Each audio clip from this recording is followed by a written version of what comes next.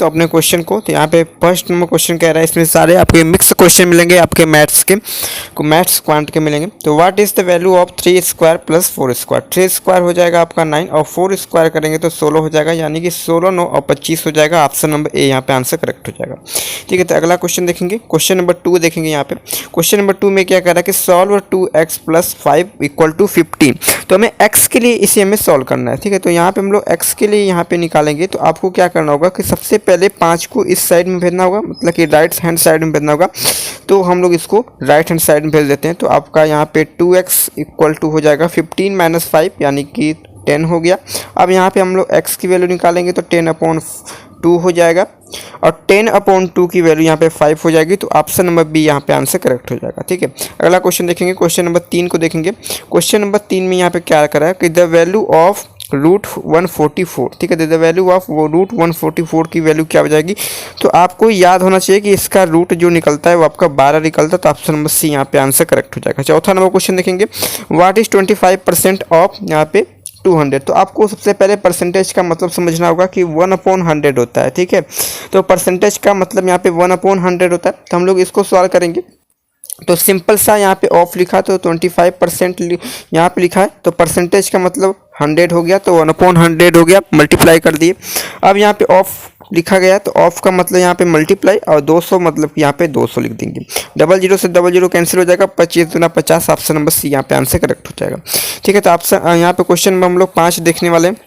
कह रहा है कि a बराबर 3 है और b बराबर 4 है, तो हमें a square plus b square निकालना। तो इसका a स्क्वायर निकालेंगे तो a स्क्वायर की वैल्यू यहाँ पे 9 हो जाएगा और b स्क्वायर यानी कि 4 का स्क्वायर करेंगे तो यहाँ पे 16 हो जाएगा। तो 16 9 25। ऑप्शन नंबर ए यहाँ पे आंसर करेक्ट हो जाएगा।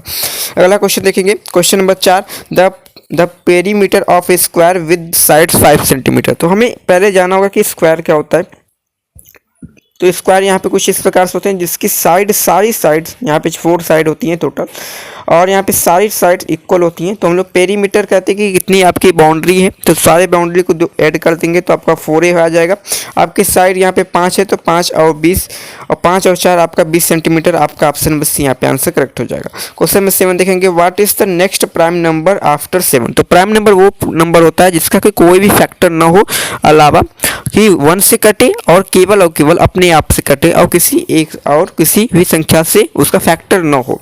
तो 7 के बाद क्या होता है, तो आपका यहाँ पे 11 होता है। तो ऑप्शन नंबर यहाँ पे सी आंसर करेक्ट हो जाएगा। ठीक है, तो आपको 9 आंसर करेक्ट नहीं लगाना क्योंकि ये आपका प्राइम नंबर नहीं है, क्योंकि 3 से कट जाता है, 9 से कटता है, 1 से कटता है और 3 से भी कट सकता है। तो इसलिए प्राइम नंबर हम लोग उससे नहीं कह सकते। 8वां नंबर क्वेश्चन देखेंगे, सॉल्व इतना को सॉल्व करना है। सबसे पहले हम लोग ब्रैकेट को ओपन करेंगे तो आपका यहाँ पे 5 आ जाएगा और मल्टीप्लाई है 6 से मल्टीप्लाई है तो 6 5 30। ऑप्शन नंबर ए यहाँ पे आंसर करेक्ट हो जाएगा।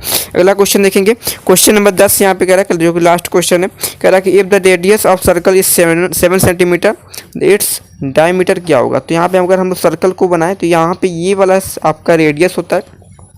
अब अगर हम लोग कहें कि इसका डायमीटर क्या होता है तो आपका रेडियस का जस्ट डबल आपका यहाँ पे डायमीटर होता है। तो आपका यहाँ पे 7 सेंटीमीटर आपका रेडियस दिया गया, तो आपका डायमीटर कितना हो जाएगा। तो डायमीटर हम लोग 2 से मल्टीप्लाई कर देंगे तो 7 दूना 14। ऑप्शन नंबर सी यहाँ पे आंसर करेक्ट हो जाएगा।